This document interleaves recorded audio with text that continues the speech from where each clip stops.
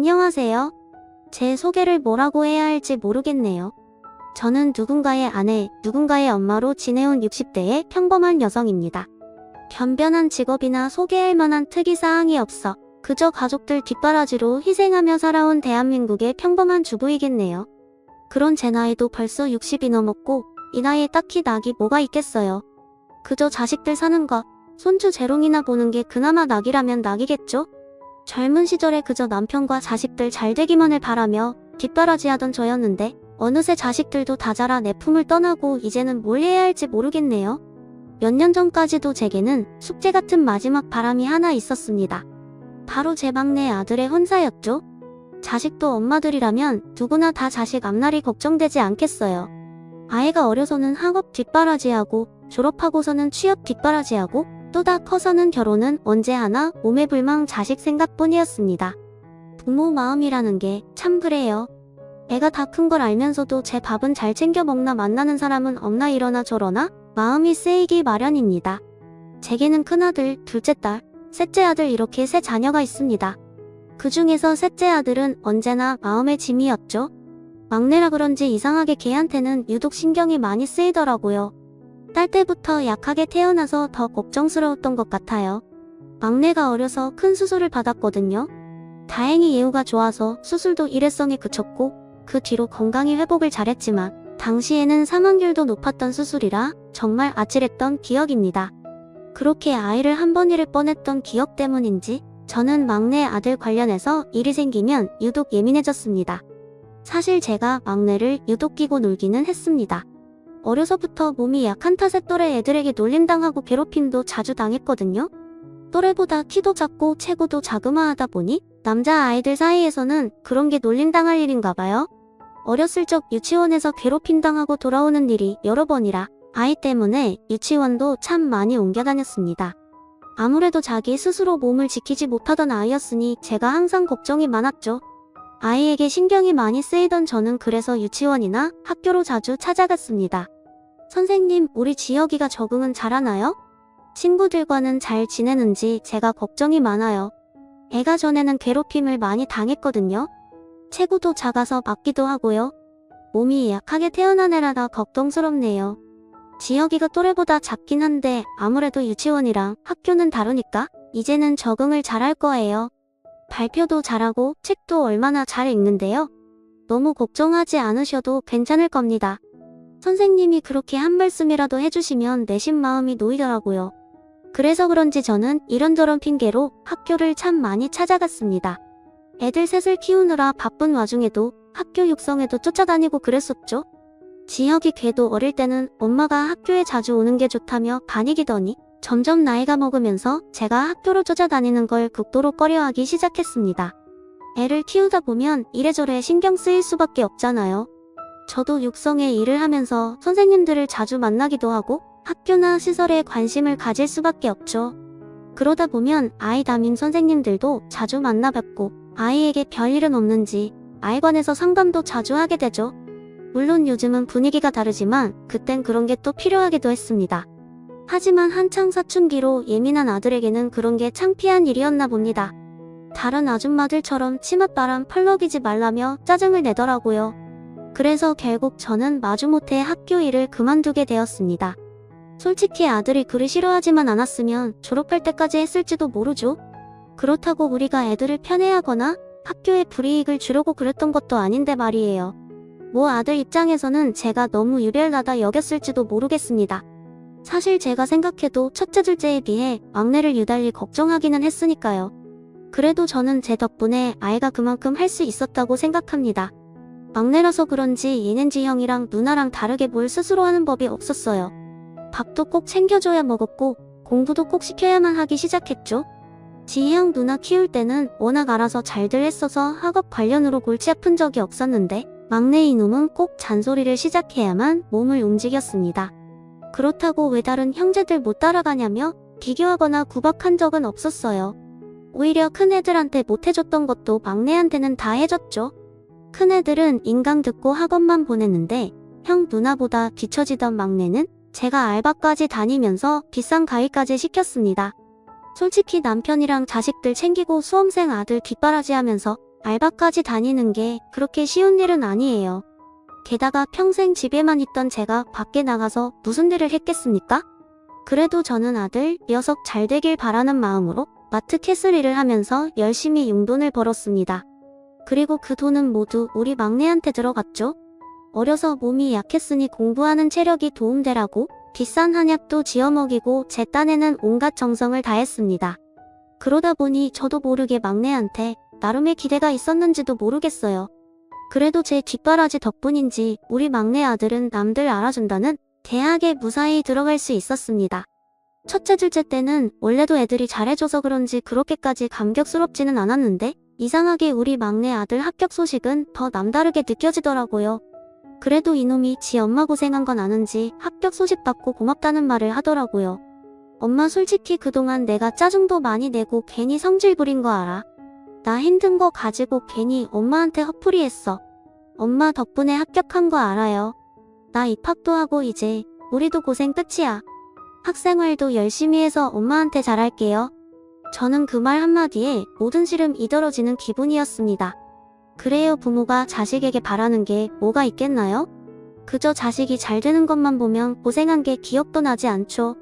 그렇게 무사히 대학에 들어간 아들은 그 뒤로도 학교 생활을 잘했습니다. 물론 신입생 때는 놀기 바빠서 술을 너무 많이 먹고 여기저기 쏘 다니느라 새벽에 들어오기도 여러 번이었지만 그래도 군대까지 다녀와서는 정신 차리고 공부를 열심히 하더라고요. 그래서 저도 이제는 나도 좀 나야겠구나 생각했죠. 그런데 산 넘어 산이라고 대학만 보내면 뒷바라지 끝이라 생각했더니 취업 준비까지 거들어야 할 줄은 몰랐습니다. 요즘 젊은 애들 취업난도 심하고 다들 너무나 힘들잖아요. 내가 봐도 요즘 젊은 애들 살기가 참 버거워 보이더라고요. 옛날에는 대학만 졸업하면 여기저기서 데려가려 난리였는데 요즘은 대학만 좋은 데 나왔다고 거기서 끝이 아니었습니다. 그래도 지 형 누나는 기술직이라 그런지 그리 어렵지 않게 취업에 성공했는데 얘는 문과를 들어가서 그런가 취업이 너무 어렵더라고요. 애가 매번 열심히 취업 준비하는데도 번번이 떨어지는 걸 보는 부모 심정도 애가 탑니다. 그래도 제일 힘든 건 자기겠죠? 그렇게 졸업 후 1년을 무수히 많은 면접에서 떨어진 아이는 어느 날 결심한 듯 공무원 시험 얘기를 꺼내더라고요. 그것도 어렵다는 5급 공무원을 말이에요. 솔직히 제 자식이지만 그게 가능할까 싶었습니다. 머리도 점점 굳었을 테고 국가고시는 다들 몇 년씩 걸리는 힘든 일이잖아요. 고등학교 시절에도 그렇게 힘들어하던 아이가 공무원 시험은 견뎌낼 수 있을지 걱정이었죠. 그래도 아이의 선택이니 어쩌겠나요? 저희 부부는 그저 묵묵히 아들을 응원해주기로 했습니다. 그렇게 저는 또 수험생 뒷바라지를 시작하게 되었어요. 아이가 큰 마음을 먹은 건지 아예 학원 근처 고시원을 얻어서 나가겠다고 했습니다. 그래서 저는 집에서 음식을 하다가 매일 고시원으로 들고 이고 날랐죠. 엄마가 해줄 수 있는 게 그런 것밖에 없어서 미안하기만 하더라고요. 아들이 시험 준비를 하는 동안 저희는 매번 시험 결과가 어떨지 조마조마한 심정이었습니다. 저는 늘 귀를 열고 다녔습니다. 다른 수험생들은 어떻게 사는지 시험 유형은 어떤지 여기저기서 정보를 모으고 다녔습니다. 엄마로서 그 정도는 도와야 한다 생각했어요. 그렇게 제 아들은 꼬박 3년을 죽은 듯이 노력했습니다. 그동안 내가 늘어져 쉬는 걸 못 봤거든요.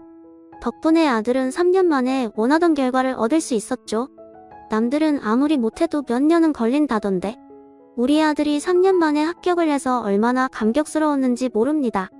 온 가족이 막내의 합격 소식에 기뻤어요. 막내 아들이 시험 준비를 하는 동안 그 사이 첫째 아들과 둘째 딸은 벌써 결혼을 했고 우리 큰며느리는 아이까지 낳았네요. 그동안 이래저래 자식들 뒷바라지로 바쁘기만 했는데 그래도 막내가 합격한 뒤에는 저도 여유가 생긴 덕분에 다니던 성당에도 더 자주 갈 수 있게 되었네요. 사실 저는 오래전 아이들이 수험생일 때부터 성당을 다니기 시작했습니다. 그것도 다 애들 잘 되라고 기도해보려 하다가 다니게 된 거죠. 그렇게 오래전 지인 따라서 다니게 된 성당 생활이 벌써 10수년이 되었네요. 그동안은 자식들 뒷바라지의 생활이 바쁜 탓에 그저 기도만 드리고 미사만 보고 나오는 게 다였지만 여유가 생긴 뒤로는 저도 성가대 활동에 관심이 가더라고요. 예전부터 저는 찬송하는 게 참 즐거웠습니다. 별것 없는 제 인생의 작은 낙이었달까요? 노래를 그리 잘하는 편은 아니지만 성당에서 10년 넘게 찬양을 하다 보니 열정만큼은 남부럽지 않았어요.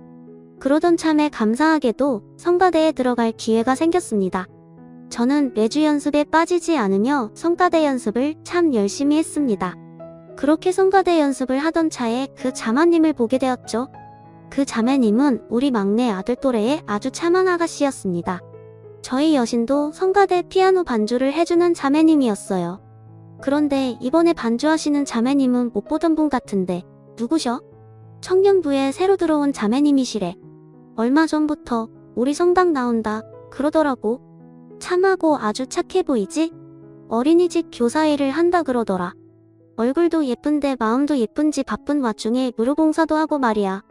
다른 신도의 말 맞다나 그 아가씨는 참 곱고 참한 아가씨였습니다. 하얀 손가락으로 찬양을 반주할 때마다 괜히 눈길이 가더라고요. 게다가 저는 어린이집 교사라는 것이 참 마음에 들었습니다. 이건 참 나쁜 버릇이지만 집에 미혼 아들이 있다 보니 또래 아가씨들을 보면 괜히 눈길이 더 가더라고요. 연애한 자식들이 알아서 해야 할 일이지만 엄마들 마음은 또 그렇지 않았죠. 어디서나 좋고 창한 아가씨가 보이면 우리 아들 엮어주고 싶더라고요. 그래서 저도 청년부 자매님들을 자주 눈여겨봤는데 이전에는 눈에 들어오는 아가씨가 통없더니 그 아가씨는 한눈에 제 마음에 들더라고요. 내 욕심인 건 알면서도 은근히 내 아들과 맺어주고 싶은 마음이 들었습니다. 그런데 내 눈에 좋아 보이는 건 남들 눈에도 좋아 보이는 건지 저 말고도 그 아가씨를 탐내는 사람들이 많더라고요. 다들 저같이 미혼 아들을 둔 엄마들이었어요. 덕분에 그 아가씨에 대한 얘기도 자주 듣게 되었어요. 반주하시는 자매님 아직 미혼이래? 반지 낀 건 못 본 것 같은데?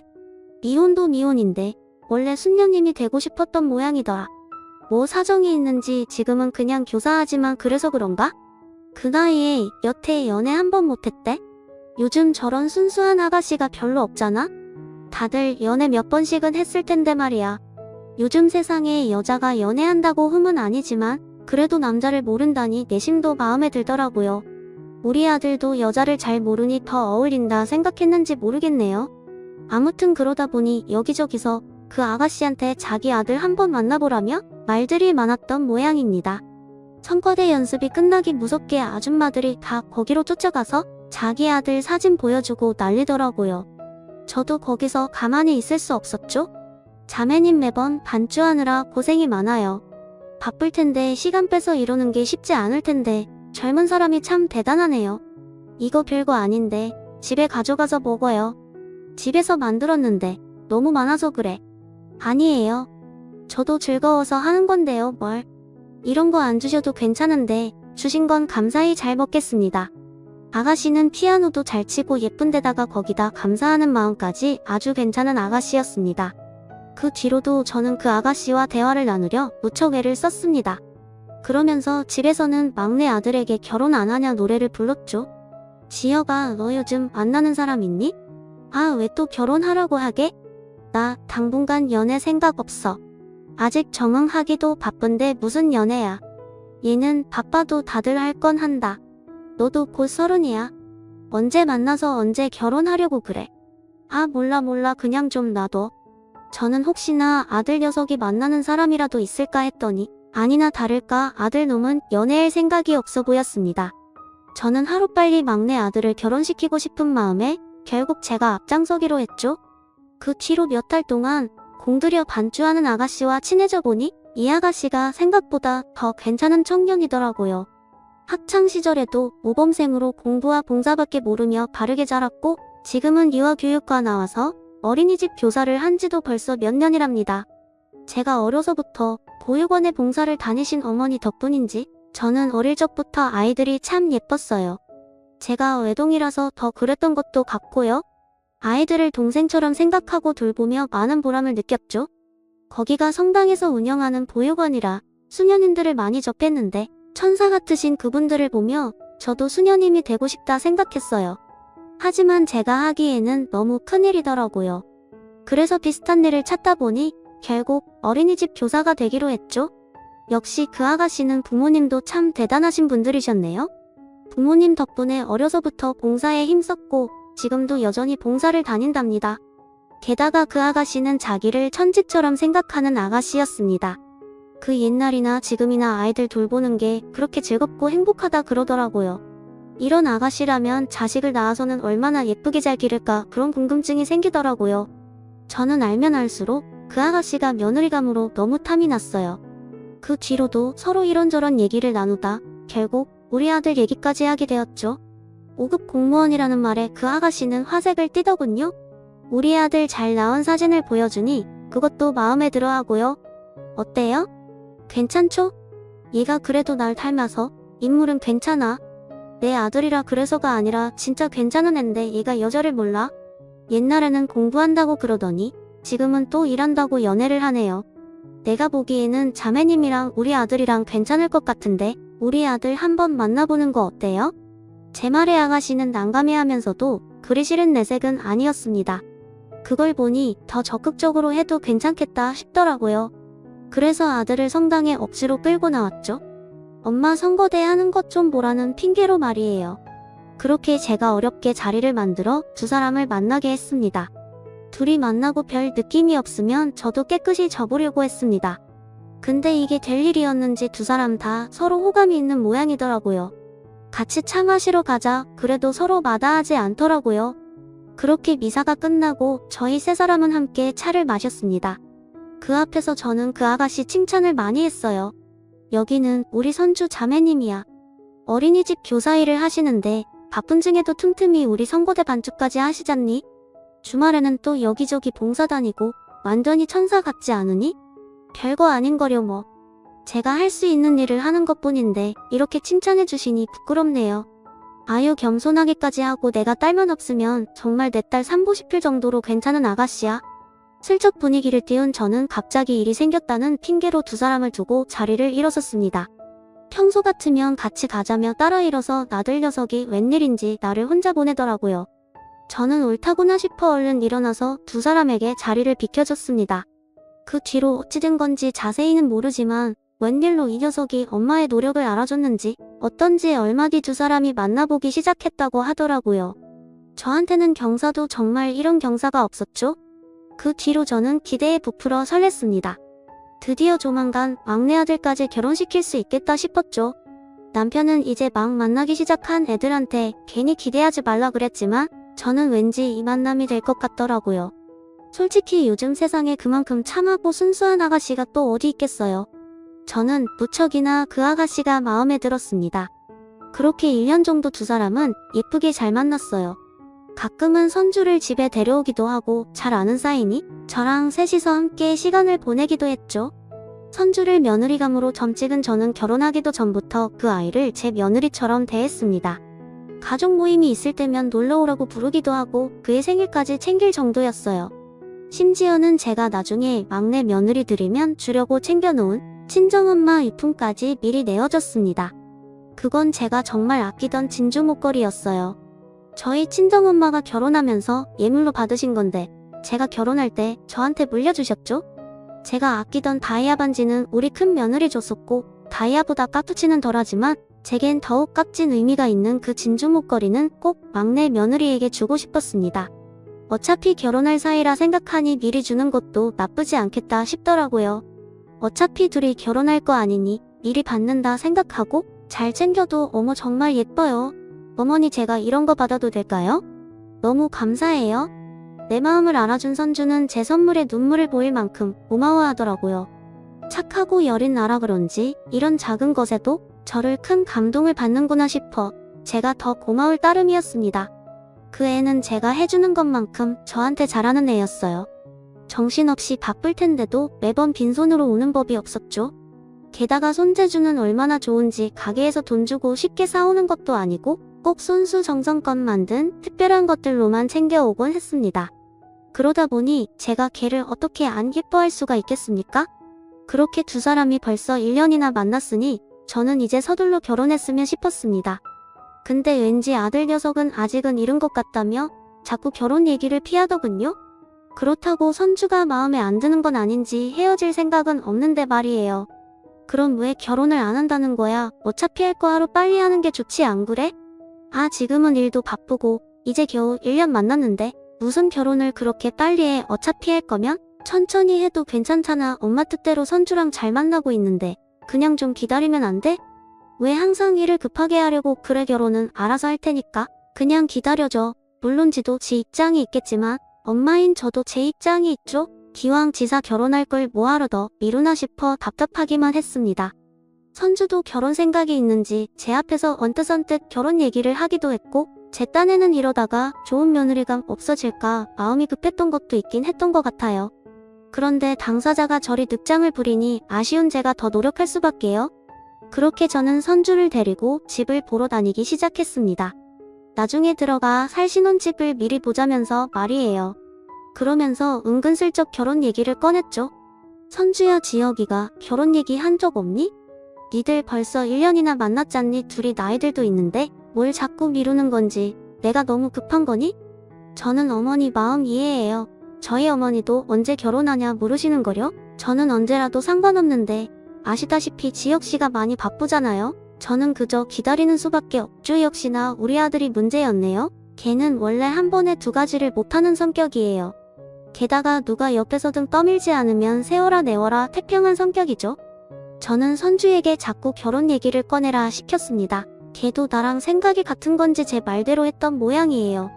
어느 날 아들 녀석이 지 입으로 먼저 결혼 얘기를 꺼내더라고요. 엄마, 나 그냥 선주랑 빨리 결혼할까? 갑자기. 왜? 선주가 결혼하지? 그것도 그렇고 그쪽 집에서도 자꾸 말씀 꺼내시나 봐. 아무래도 남자보다는 여자가 나이에 민감하니까 역시 선주가 말을 잘 꺼낸 모양이에요. 그 집에서도 하루빨리 결혼을 했으면 싶어 하시니 우리 아들 입장에서도 별 문제 없으면 미룰 게 뭐 있나 생각했던 모양이죠. 쇳불도 단숨에 빼랬다고 저는 말이 나오자마자 바로 상견례를 잡기로 했습니다. 상견례도 그저 형식일 뿐이었어요. 그 집 부모님이 바르신 분들인 건 그동안 선주 통해서 잘 들었고 선주를 키우신 부모님이면 모자랄 게 뭐가 있었겠어요. 그런데 아무 문제 없을 거라 생각했던 그 상견례장에서 아주 생각지도 못한 변수가 생기게 되었습니다. 저희 집 식구들이 너무 많아서 애들은 빼고 남편이랑 저랑 막내 아들만 가기로 했습니다. 어차피 어른들끼리 얘기할 게 많기도 하고 형제들이야 결혼식에서 보면 되니까 말이에요. 저는 새벽 대바람부터 식구들을 준비시켜 상견례장으로 출발했습니다. 일찍부터 분주하게 준비한 덕분인지 약속 시간보다 먼저 상견례장에 도착하게 되었죠. 그동안 선주를 통해서 그댁 부모님 말씀을 많이 들었지만 그래도 자리가 자리인지라 긴장되는 건 어쩔 수 없더군요. 얼마 뒤 그 집 식구들이 도착하셨는지 종업원이 문을 열어주어 예비 사돈들이 들어오셨습니다. 자연스럽게 인사를 건네려는데 맨 끝에 은혜가 따라 들어오더라고요. 하는데 6살 정도 되어 보이는 어린 아이였습니다. 제가 궁금해서 물어보기도 전에 선주가 얘기를 하더라고요. 제가 원생 하나를 급하게 받게 되어서요. 다들 사정이 있고 갑자기 생긴 일이라 참아마다 할 수가 없었어요. 그래서 부득이하게 데려왔는데 너무 죄송해서 어쩌죠. 선주가 돌보는 반아이 중 하나가 집에 일이 생겨서 갑자기 그 애를 봐주게 되었답니다. 평소에도 이래저래 바쁜 건 알지만 그래도 어떻게 주말까지 그런 일이 생기는지 저희는 좀 당황스러웠어요. 그런데 평소 선주의 성품을 알아서 그런지 제가 무리한 부탁을 받아 하지도 못하고 얼마나 고생이 많을까 안쓰럽고 기특하더라고요. 아유, 아니야, 애 하나 더 있다고? 무슨 일 있겠니? 우리는 괜찮으니? 신경 쓰지 마. 내가 평소에도 이렇게 고생이 많구나. 이해해 주셔서 감사해요. 사돈 저희도 급하게 벌어진 일이라 별도리가 없었네요. 선주 얘가 워낙 남의 부탁을 받아 하지 못하는 애라 이해해 주셔서 감사합니다. 아닙니다. 저야말로 선주 성품을 잘 알죠. 워낙 배려심이 많은 아이니까요. 저야 선주의 그런 점이 마음에 드는 건데요. 뭘 뜻밖의 일이 있었지만 서로 이해와 배려 속의 분위기는 참 좋았습니다. 아이들 결혼 문제로 상의하는 것들도 합이 잘 맞았고 좋은 며느리만큼이나 좋은 사돈을 얻게 되었구나 싶었죠. 식사도 다 끝나고 자리도 점점 마무리되는 중에 얌전히 잘 있던 아이가 졸린 건지 조금씩 칭얼대기 시작하더라고요. 아이가 긴 시간 앉아있기 지루한 모양이에요. 우리 집 막내 손녀가 딱 저 나이쯤 되는데 여자인데도 가만히 있지를 못하거든요. 그래도 얘는 참 얌전하네요. 선생님한테 잘 배워서 그런가 아이의 교사인 선주는 아이를 안아서 달랬습니다. 그런데 칭얼대던 애가 갑자기 이런 소리를 하더라고요. 엄마, 나 집에 갈래? 순간 정적이 흘렀습니다. 나 혼자 잘못 들은 게 아닌지 남편과 아들의 얼굴을 보자 다들 당황한 기색이 역력하더라고요. 게다가 사돈댁 얼굴까지 말이에요. 아, 영웅아, 엄마라니 선생님이라고 해야지. 영웅이가 엄마가 보고 싶구나. 오늘은 선생님이랑 좀 있다가 저녁에 엄마 보러 가자. 엄마 나 졸려 우리 집에 가자. 선주는 내가 실수한 거라며 수습하려 했지만 왠지 아이는 선주에게 계속 엄마 소리를 하더라고요. 그러고 보니 왠지 아이 얼굴이 선주와 닮은 것도 같았습니다. 아까 사돈댁에 할머니 할아버지 부른 것도 의뢰 부르는 게 아니라 평소에도 그렇게 자주 부른 것처럼 아주 자연스러웠고 아무리 아이 선생님이라고 해도 애가 제 집 제 식구처럼 편하게 있었던 게 좀 이상하긴 했네요. 이상한 생각이 한번 들기 시작하니 자꾸 꼬리에 꼬리를 물게 되더라고요. 거기다가 제가 그런 의심을 하게 된 것은 또 다른 이유가 있었습니다. 사실 예전에 선주가 웬 어린아이를 데리고 병원에 가는 것을 본 적이 있었어요. 우연히 길을 지나가다가 건너편 도구에 있는 선주를 봤는데 아는 체를 할까 하다가 옆에 아이가 있어서 저도 모르게 그냥 지나갔던 기억이 있었습니다. 그때는 그냥 가르치는 유치원 아이겠지 싶어서 굳이 말을 꺼내지 않았죠. 별일 아닌 걸로 뒤늦게 말을 하는 것도 이상하다 싶었거든요. 그리고 얼마 뒤에 또 그런 일이 있었습니다. 같은 아이인지는 모르겠지만 둘 다 남자아이였던 건 확실해요. 2번이나 그런 일을 보다 보니 궁금한 마음에 저도 결국 물어보게 되었죠. 제 물음에도 선주는 별일 아니라며 대수롭지 않게 얘기했어요. 아이요? 아마 저희 유치원생이었을 거예요. 가끔 시간 안 되는 부모님들 대신 제가 병원을 데려가기도 하거든요. 맞벌이 하시는 분들은 워낙 바쁘셔서 아이가 치과 검진을 가야 하는데도 시간이 안 나서 못 데리고 가시는 분들이 많으세요. 그래서 자주는 아니어도 가끔 그런 분들을 도와드리고 해요. 역시나 원생이를 도왔다는 말에 저는 정말 아무 의심 없이 넘어갔습니다. 평소에도 봉사를 다니고 아이들을 좋아하는 애였으니 그런 일이 뭐 대수롭겠어요. 그냥 휴일에도 쉴 틈 없이 그렇게까지 하는 게 힘들겠구나 그 정도로 생각했죠. 그런데 그 엄마 소리를 듣고 보니 예전 그 일들이 그냥 지나갈 일들로 느껴지지 않더라고요. 그제서야 아차 싶었던 저는 선주에게 따져 묻기 시작했습니다. 선주야, 걔가 왜 자꾸 너한테 엄마라 그러니? 아가, 너 엄마 어딨어? 그러자 아이는 선주를 가리키며 엄마라 하더군요. 어머니? 아니에요. 애가 어려서 젊은 여자만 보면 다 엄마라고 그래요.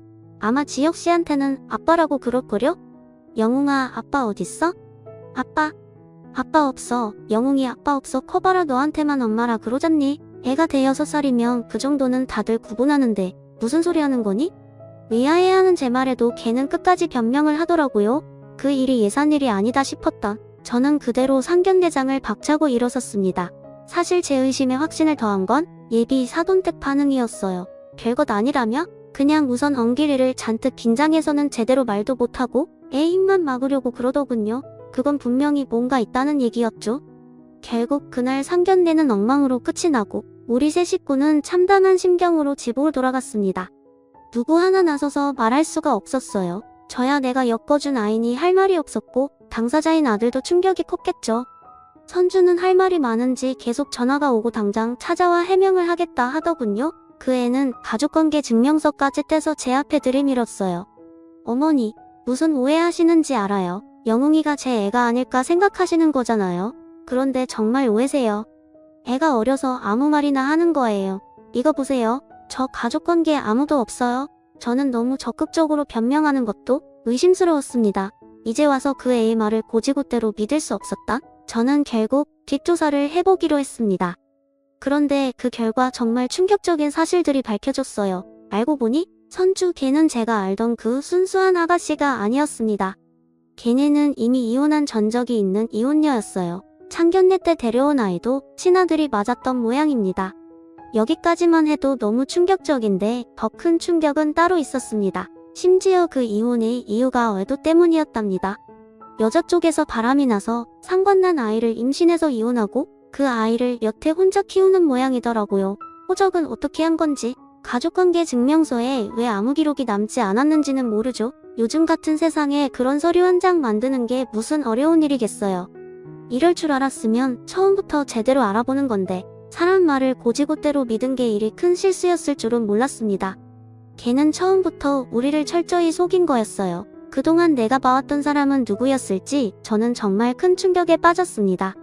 결국 제 실수로 제 아들까지 큰 상처를 입고 말았네요. 모든 것을 알게 된 우리는 결국 파원을 통보할 수밖에 없었습니다. 그런데 그 애는 모든 게 다 밝혀진 마당에도 미련이 남는 건지 절 붙잡고 애원하더라고요. 어머니 죄송해요. 말하지 못한 건 정말 제 잘못이에요. 하지만 제 입장도 좀 생각해주세요. 그런 비밀을 가지고 제가 어떻게 새로운 인연을 맺을 수 있었겠어요. 저 지혁씨 정말 사랑해요. 애가 문제라면 저 애도 포기할 수 있어요. 어디 보육원에 맡기고서라도 저 지혁씨 놓치고 싶지 않아요. 됐고, 내가 준 진주 목걸이나 가져와라. 나는 이제 와서 너랑 더 할 말이 없구나. 어쩜 그렇게 뻔뻔할 수가 있니? 저는 그 애의 그런 마음가짐이 더 소름 끼쳤습니다. 그동안 누구보다 아이들을 사랑하고 아끼는 줄 알았던 애가 어떻게 재혼하겠다고 지가 낳은 애까지 저를 쉽게 내팽겨치겠다 말을 하나요? 차라리 처음부터 솔직했더라면 이 정도로 충격적이지는 않았을 것 같습니다. 그렇다고 이제 와서 시간을 돌릴 수도 없고 저는 저 스스로를 원망해야겠죠? 저는 제가 속아 넘어간 건데 창피해서 어디 말하고 싶지도 않았는데 소문들이 어떻게 그리 빨리 퍼지는지 가까운 한 사람한테만 말했던 일이 온 동네에 다 소문이 났습니다. 아마 하루아침에 걔가 성당을 나오지 않게 되는 바람에 일이 더 커졌던 것 같아요. 심지어 걔가 일하는 유치원까지 소문이 난 건지 그 애는 그 뒤로 그 유치원에서 잘리고 온 식구가 소문을 피해 이사까지 가게 되었답니다. 솔직히 나중에라도 마주치니 그게 낫겠다 싶기도 하네요. 저 역시도 그런 소문에 시달리는 바람에 한동안은 성당도 나가지 못했습니다. 몇 달 지나서야 참회하는 심정으로 가서 기도만 드리고 나오게 되었네요. 그 뒤로 저는 아들에게 아무 말도 못하는 못난 어미가 되었습니다. 그래도 아들의 집단에는 엄마가 미련하고 불쌍해 보여서 그런지 인연이 아니었나 보다며 괜찮다며 넘어가려 하지만 어미인 제 입장에서는 제가 벌인 그 일이 씻을 수 없는 실수가 되었습니다. 아들한테 좋은 일 만들어주려고 나서다가 괜히 사단을 만들었구나 싶었죠. 그래도 아들은 나보다 낫더라고요. 그런 일을 겪었는데도 몇 년 뒤 새로운 사람도 만나고 자기 알아서 잘 하더라고요.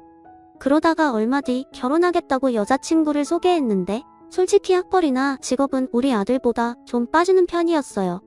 그래도 굳이 말은 안 했는데 아들이 제 표정을 읽었는지 엄마 솔직히 마음에 안 들지? 그래도 나는 좋아, 진짜 좋은 사람이야. 예전에 엄마가 소개시켜준 사람보다 훨씬 고민없고 솔직해. 자기 잘못은 쿨하게 인정해. 티끌 하나 없이 숨기는 것보다 그런 게 더 솔직하고 순수한 거 아니야? 엄마도 실수했잖아. 그러니까 이번에는 내 눈을 믿어봐. 이러더라고요. 결국 저는 아들 좋다는 대로 결혼을 시켰고 막내 며느리는 아들 말대로 정말 착하고 괜찮은 아이더라고요. 처음에는 내가 말이나 행동이 너무 꾸밈이 없어서 당황스럽기도 했는데 그만큼 속이는 것도 없고 정직한 아이였어요. 한번 대해보니 그만한 게 없다 싶기도 하네요. 막 애교 있고 그런 스타일은 아니지만 저는 성품이 착하고 울고준 막내 며느리가 아주 마음에 듭니다. 아들이랑 둘이 재밌게 잘 지내는 것도 보기 정말 좋고요. 다 제작이 있었던 건데 제가 괜히 조바심을 내서 일을 꼬았다 싶네요. 그래도 지금은 자식들 모두 결혼했고 새 식구들도 모두 좋은 아이들이니 결론이 좋아서 정말 다행입니다. 저는 그 일을 깊이 뉘우치고 앞으로도 자식들 일은 자식들에게 맡기기로 했어요. 그래서 저는 앞으로 그저 식구들 모두 건강하고 행복하기만을 바라려고 합니다. 사연 들어주셔서 감사합니다.